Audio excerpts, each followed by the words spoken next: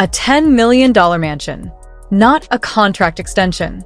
Not a bonus check. Not even a limited edition shoe. A house. An actual house, sitting in one of Manila's most exclusive gated communities, with 7 bedrooms, a private tennis court, an infinity pool, and a training facility built by the same architects who designed the Rafa Nadal Academy in Mallorca.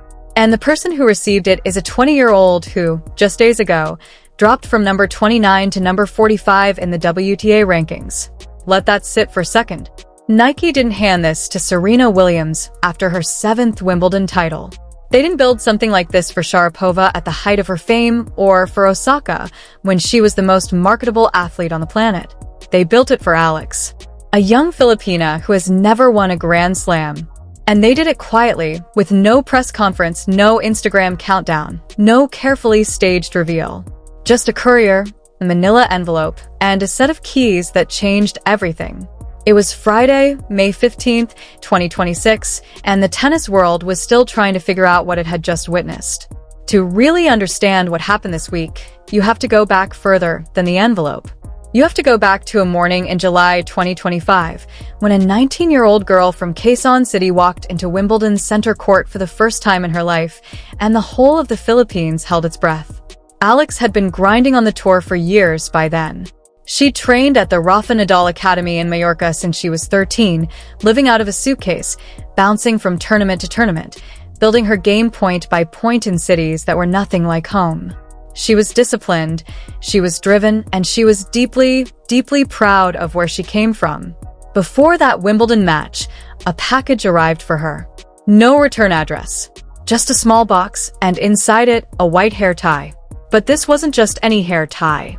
It was handcrafted, adorned with a single sampaguita, the national flower of the Philippines. The same small star-shaped flower that blooms across the islands, the one that has represented simplicity and strength and perseverance since 1934. And tucked beneath it was a handwritten note from Nike that read, "Every dream begins as a seed. What you plant, you'll one day reap." A Filipina on the grass courts of history, not just playing for herself, but carrying a nation in full bloom. Alex cried. Of course, she cried. She posted about it on Instagram that same day, a photo of the hair tie resting in her palm, the sampaguita catching the light, and she wrote about what the flower meant to her, what it meant to wear something so personal into a place so historic.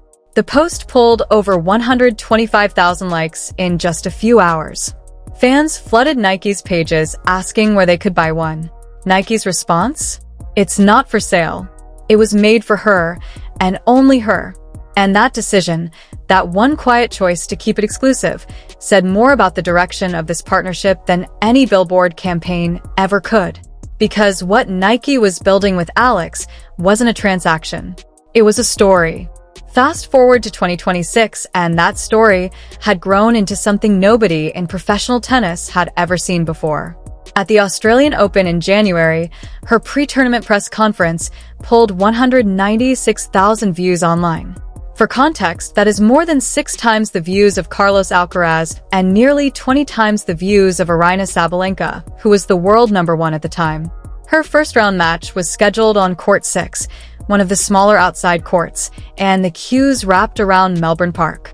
Security had to turn hundreds of fans away. Hundreds. For a first-round match on an outside court. Tournament organizers scrambled to understand what they were dealing with. In Dubai, ticket sales jumped 48% year over year. The tournament director came out and said it directly. Alex brought a new demographic to the sport. Every session, she played and sold out completely. People were calling the box office for days trying to find a single ticket and finding nothing. Then came Miami. Her jersey outsold every other player in the field combined. Not every women's player. Every player, men and women, combined. The ticketing system crashed when sales opened because so many Filipino fans were trying to get in at the same time. And this is the part that always gets me.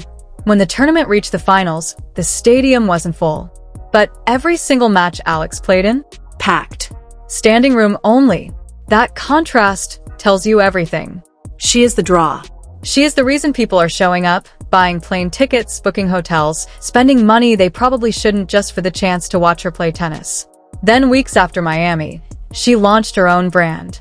The Eala brand dropped, and in its first week alone generated over $100 million in sales. The Sampaguita collection sold out in seconds. Websites crashed. Records shattered. And somewhere in Nike's offices, someone looked at those numbers and started thinking much bigger than a shoe deal. So, let's talk about what happened on Wednesday morning, May 13th, 2 days ago, because the way it unfolded is almost as remarkable as the gift itself. Alex was in Mallorca at the time, preparing for the clay season.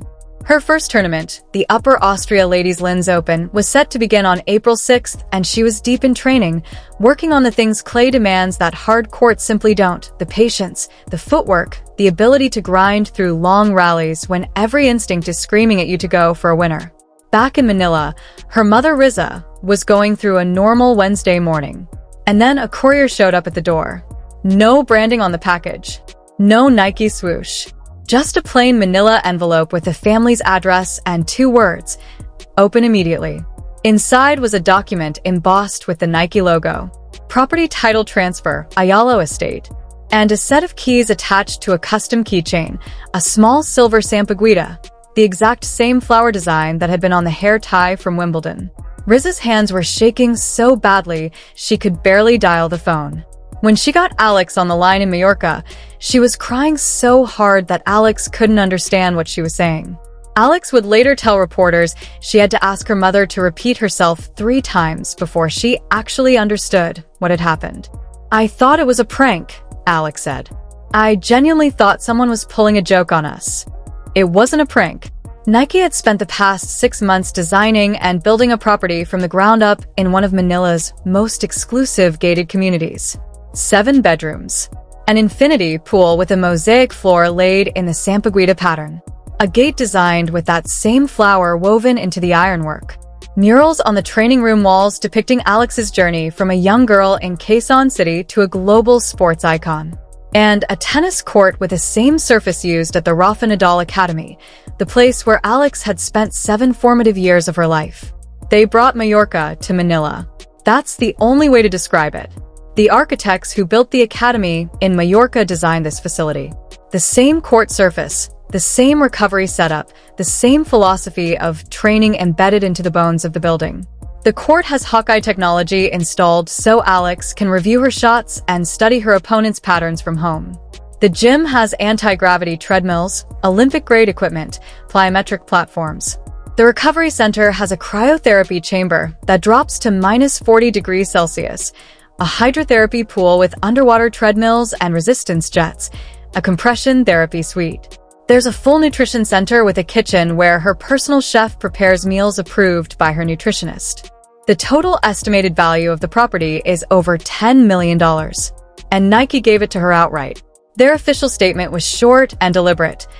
Alex is not just an athlete. She is family. This gift is a testament to our belief in her, both as a player and as a person. We are proud to support her in every way possible. Read between those lines, and you see exactly what's happening. This isn't charity. This isn't Nike feeling generous because they had a good quarter. This is a calculated, long-term investment in an athlete who Nike believes is going to define the next chapter of women's tennis. And honestly, when you look at the evidence, it's hard to argue with them. But here's where it gets genuinely interesting, because not everyone is celebrating. The backlash online has been real, and some of it is worth taking seriously. The central argument from critics is this: Alex is ranked 45 in the world. She has never won a Grand Slam. Athletes who have done far more, won far more, sacrificed far more, have never received anything close to this. And they're not wrong on the facts. Serena Williams, who built women's tennis into the global phenomenon it is today, 23 Grand Slam titles, decades of dominance, never received a mansion from a sponsor. Naomi Osaka, who was once the highest-paid female athlete in history, never got a house. Maria Sharapova, who spent 21 weeks as world number 1. Nothing like this. So, what exactly is Nike seeing in Alex that they didn't see in those legends? The answer, if you sit with it honestly, is a combination of timing and reach. Serena was the greatest who ever played the game, but she emerged in an era before social media could amplify her story in real time to billions of people simultaneously. Osaka had the fame and the platform, but she was also battling incredibly difficult personal struggles that pulled her in and out of the sport. Alex is arriving at exactly the right moment. Social media is mature. The global appetite for tennis content is enormous. The Philippine market, 115 million people, is largely untapped by professional sports sponsorship. And Alex is the connective tissue between all of those things. She is young, she is electric to watch, and she plays with a joy and an expressiveness that cameras love. When she wins, the emotion pours out of her completely unfiltered. When she loses, she's honest about it in a way that makes people trust her. After the Miami loss to Karolina Muchova, when the ranking drop was already happening in real time, she stood in front of the cameras and said something that stuck with people. After a great win, I'm not all that good.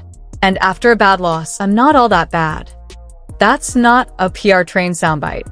That's a 20-year-old who has spent years developing a clarity about herself that most people twice her age haven't found. Nike heard that, and they didn't flinch. They doubled down. Now the clay season is the real test, and make no mistake, it will be a test. Clay is not Alex's strongest surface. The slower conditions, the higher bounce, the physical demand of grinding through extended rallies, all of it requires a different kind of tennis than the hard courts she's most comfortable on. She begins at the Upper Austria Ladies Linz Open, then Stuttgart, then Madrid, then Rome, and finally Roland Garros. That is a gauntlet. And she's entering it as a player who just lost 270 net ranking points in Miami, sitting at number 45, trying to rebuild momentum on the most demanding surface in the sport. The pressure is real. But the fascinating thing about Alex is that pressure has never seemed to shrink her. At the Miami Open this year, she reached the fourth round before falling to Muchova, who is an elite clay court player and a former French Open finalist. That's not a bad loss. That's a loss you can learn from. And the tool she now has in Manila, that training facility that mirrors the one where she spent 7 years becoming who she is, gives her something that no other player ranked 45 in the world has access to. She can fly home between tournaments, recover in a facility built specifically